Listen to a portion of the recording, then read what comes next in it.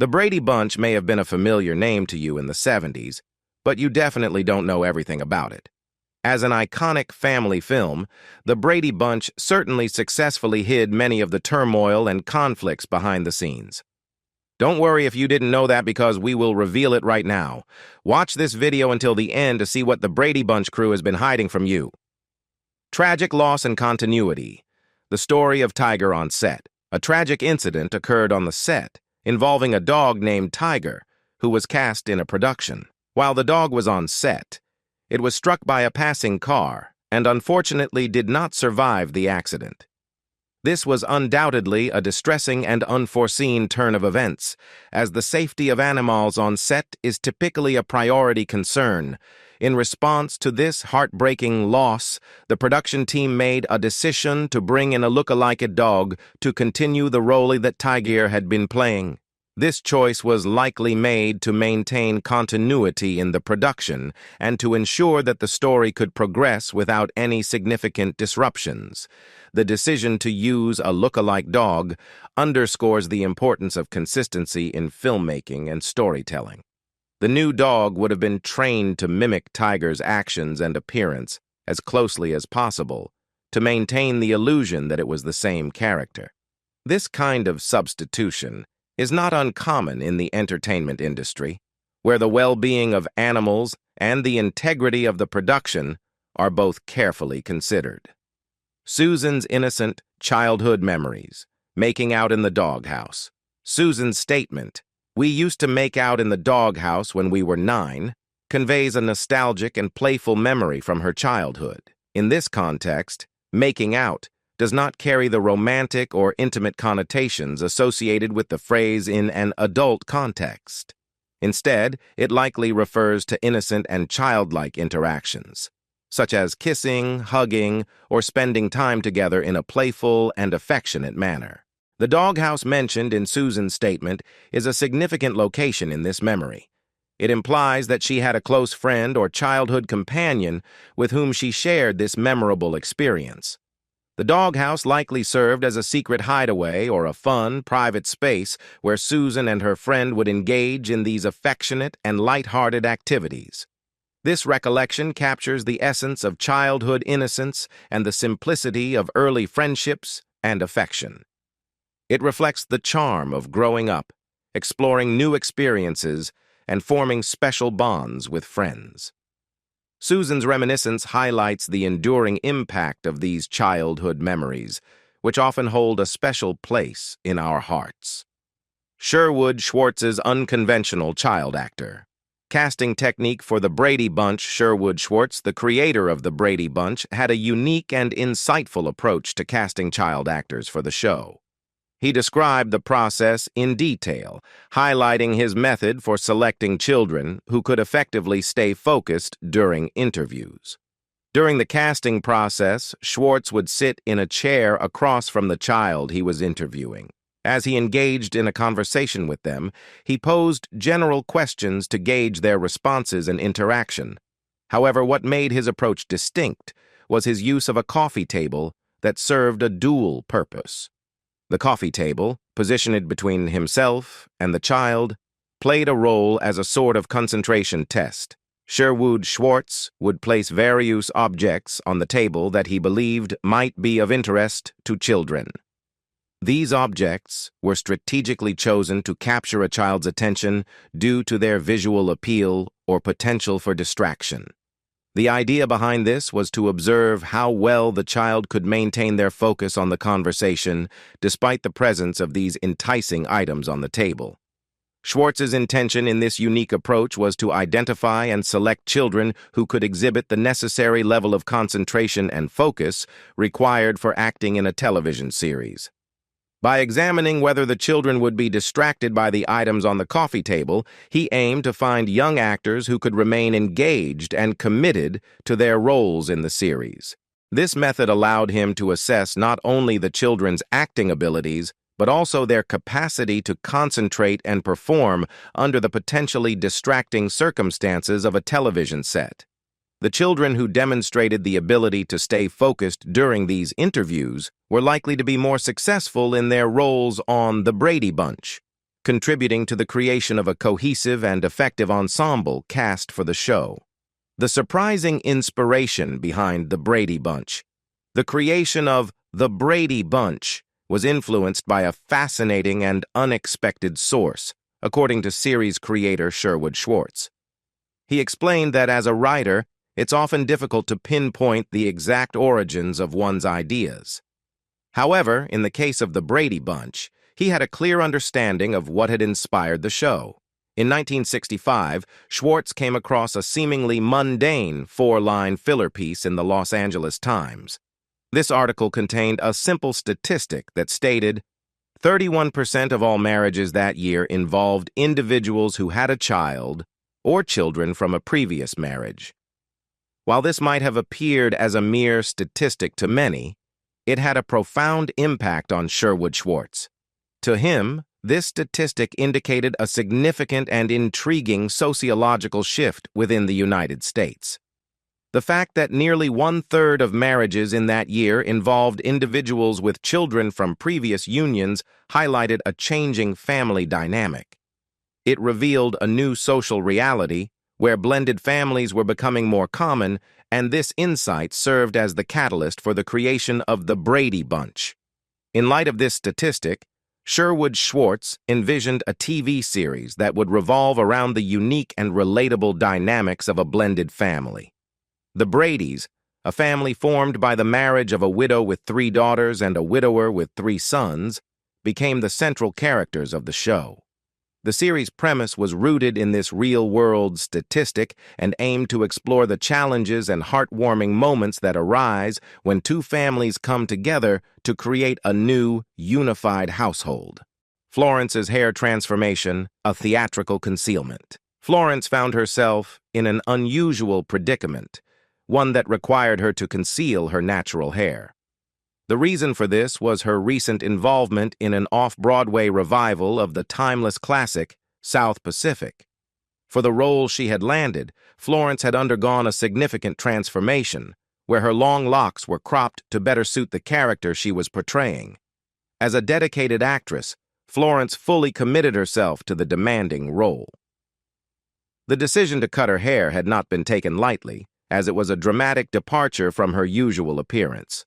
Her new hairstyle was carefully tailored to match the character's time period and personality, reflecting the attention to detail that performers like Florence put into their craft.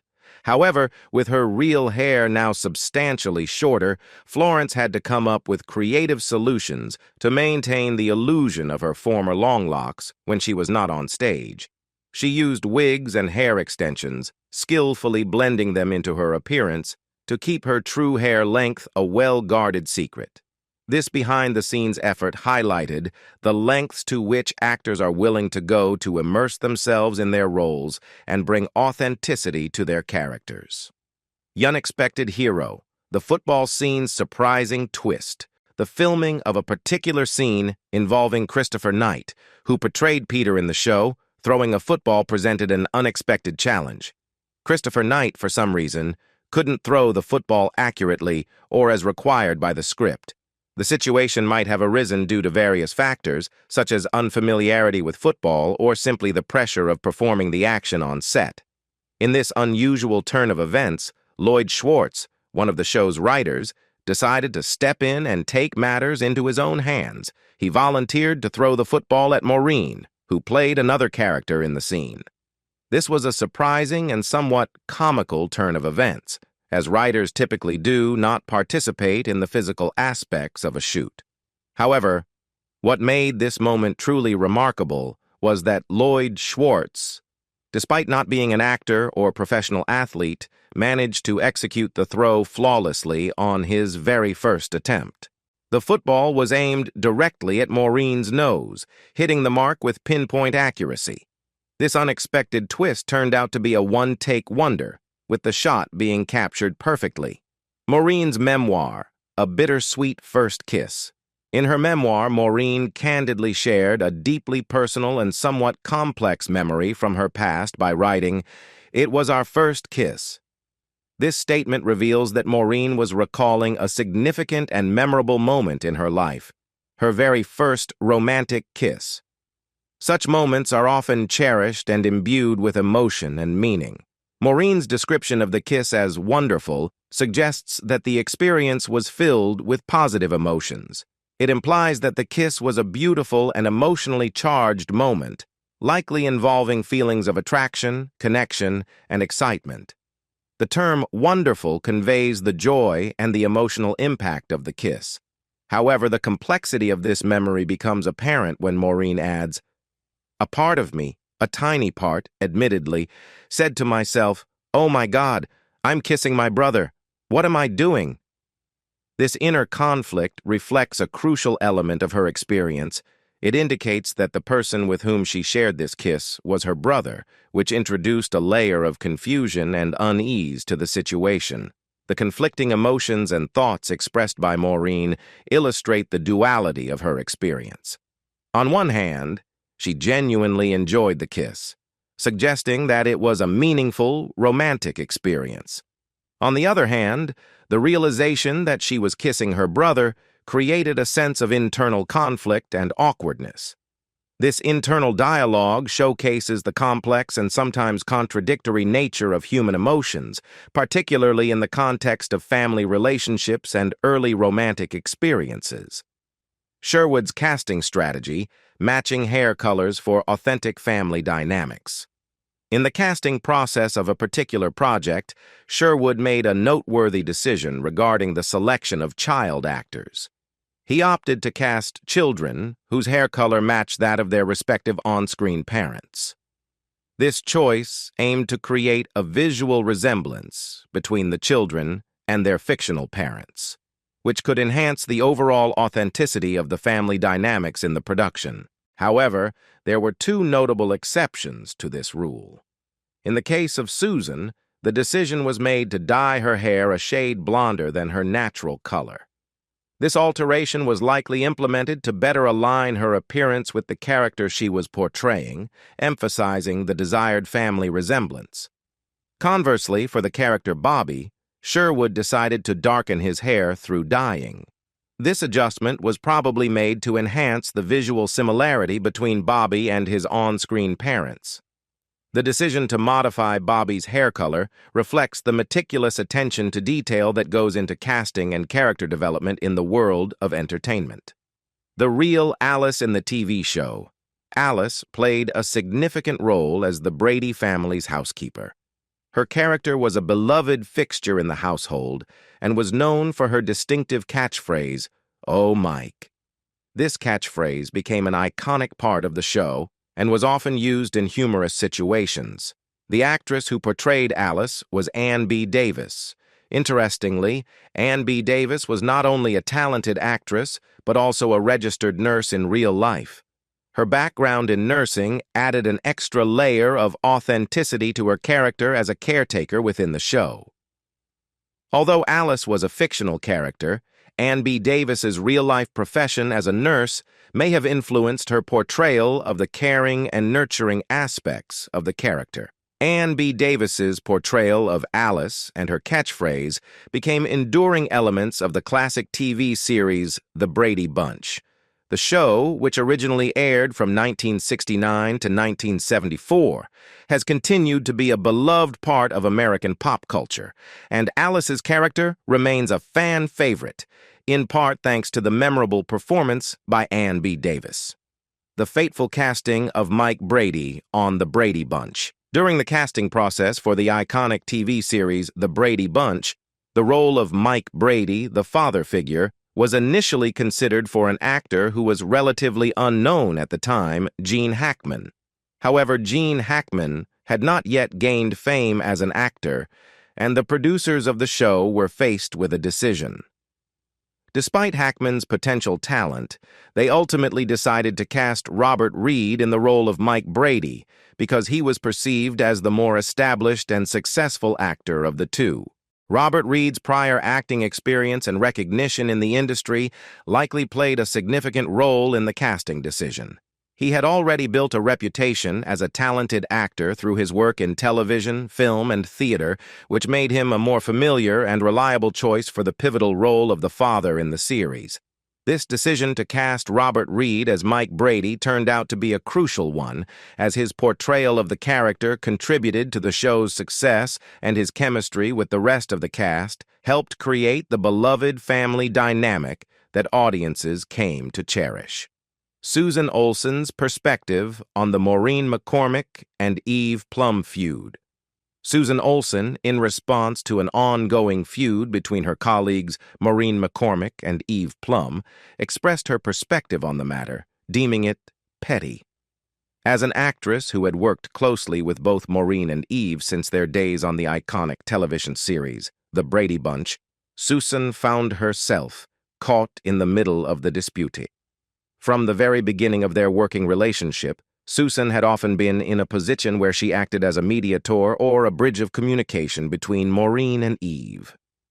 However, over time, the animosity between the two had escalated to a point where they no longer even considered using Susan as a means of communication. This situation seemed to trouble Susan, and she characterized it as petty, indicating that the feud had taken on a trivial and unnecessary quality. It's evident that she may have found it frustrating that the once close bond between the cast members had deteriorated to such a degree that even basic communication between them had become difficult. The lisp is real. In the world of acting, it's a known fact that some individuals face unique challenges and have to put in extra effort to excel in their craft. An example of this is actor Barry Williams, who portrayed the character Greg Brady in the iconic TV series The Brady Bunch. Williams had to work diligently to overcome a speech impediment, specifically a lisp, in order to ensure that his character Greg sounded like a typical teenager. Williams faced the daunting task of mastering his lines while struggling with his lisp. To achieve a convincing portrayal of a character who didn't have this speech impediment, he had to dedicate a significant amount of time to practice. This practice involved repeating his lines over and over again to improve his speech clarity and ensure that Greg's dialogue on the show sounded natural and free from any noticeable speech impediments. The effort and determination that Barry Williams put into refining his speech and overcoming his lisp demonstrated the level of dedication and commitment that actors sometimes need to bring their characters to life convincingly. His hard work paid off, as Greg Brady became an iconic character in the world of television, and The Brady Bunch remains a beloved classic. The Odyssey of the Brady Bunch. Pitch: a network search and unexpected twist of fate. In 1965, Sherwoods embarked on a journey to sell the concept of the Brady Bunch to American TV networks. He began by approaching all three major networks, NBC, CBS, and ABC. The initial pitch was met with varying responses, and the story sheds light on the interesting journey of how the show eventually found its home. NBC was the first network to consider the show. While the network's programming executives found promise in the idea, they had a significant reservation. They disliked the ending of the pilot episode, in which the newlywed couple, Mike and Carol Brady, feel awkward and lonely on their honeymoon, prompting them to return and retrieve their 6 children. NBC found this twist far-fetched, as it seemed improbable that a just-married couple would turn their honeymoon into a family vacation. Schwartz, however, staunchly defended the twist, believing it would endear the characters to audiences by showing their genuine concern for the children. Since he was unwilling to change this pivotal plot point, NBC passed on The Brady Bunch. Schwartz then approached CBS, but they had their own set of suggestions. CBS personnel wanted the show to lead up to the marriage of Mike and Carol in the 6th or 7th episode, rather than featuring it in the pilot. Again, Schwartz resisted making this change, as it was central to the concept he had envisioned. Schwartz's third and final attempt was with ABC. At the time, ABC was pioneering the concept of a movie of the week and proposed that Schwartz rewrite his pilot into a 90-minute telefilm. Schwartz, however, was concerned that extending his original half-hour script to an hour and a half would dilute the content and make it less engaging. ABC passed on the show as well. However, Fate had other plans for the Brady Bunch. More than 2 years later, ABC approached Sherwoods with an offer. The success of the 1968 movie Yours, Mine, and Ours, which revolved around blended families, had created a demand for shows with a similar theme. This time, ABC bought The Brady Bunch, and it found its home there. Interestingly, the show was initially titled Yours and Mine, before becoming the beloved The Brady Bunch, eventually achieving significant popularity and enduring as a cultural phenomenon in the world of television. Not a fan of snakes. In one particular episode of The Brady Bunch, the character Marcia Brady had to confront her fear of snakes. However, what made this situation even more interesting is that the actress who portrayed Marcia, Maureen McCormick, has a genuine fear of snakes in real life. This created a unique and challenging scenario for her as an actress. To film the scene where Marcia had to interact with a snake, Maureen McCormick had to summon considerable courage and determination. She not only had to act out her character's fear, but also had to physically handle a real snake on set.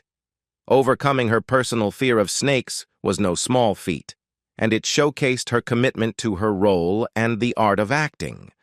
Actors often face situations where they must step outside their comfort zones to convincingly portray their characters, and Maureen McCormick's experience with the snake scene is a prime example of this.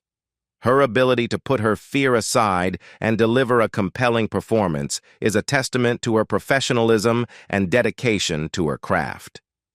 Barry's unique bond with his TV mom, a non-romantic date request. When Barry, at the age of 15, asked out his TV mom on a date, it created an intriguing and somewhat unusual moment in his life. This TV mom and son relationship existed within the context of a television series or show, and Barry's character likely had a close and affectionate bond with his on-screen mother.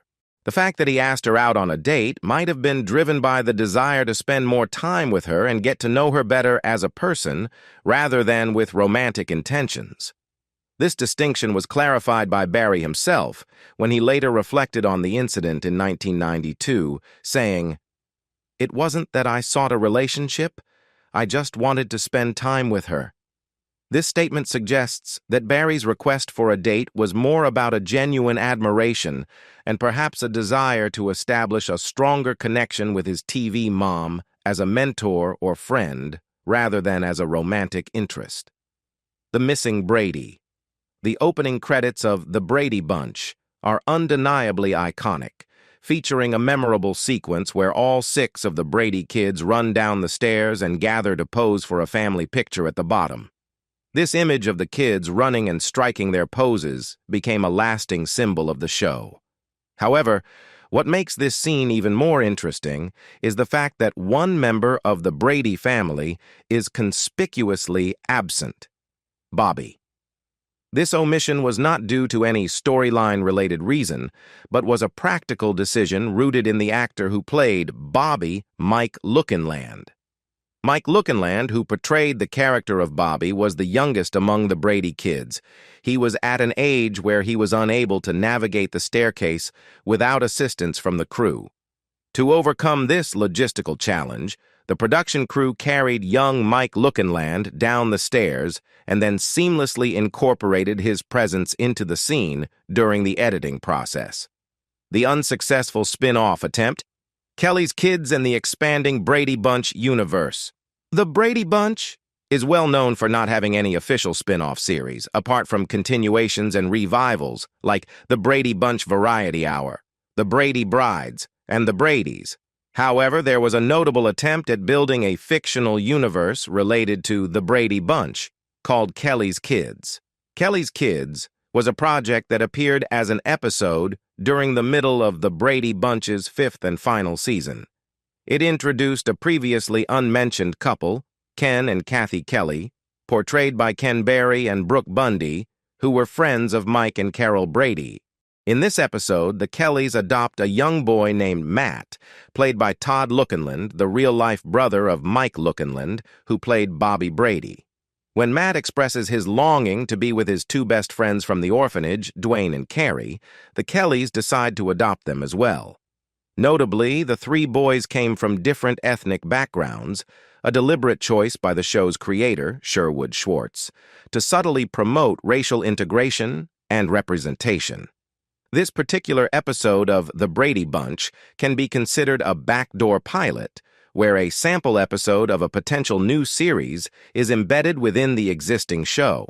However, despite its best intentions, Kelly's Kids did not receive further orders from ABC, and the spin-off series never materialized as initially planned. Nevertheless, Sherwood-Schwartz remained determined to pursue the idea of a show centered around the theme of a diverse family. In 1986, CBS picked up a season of Together We Stand, a sitcom that revolved around a couple adopting a multicultural group of children. What do you think about the behind-the-scenes secrets of the Brady Bunch? Leave us your comments in the section below. We hope you have found this helpful video. Don't forget to leave a like, share, and subscribe to the channel if you like it. Thank you for watching this and see you in the next videos. Goodbye.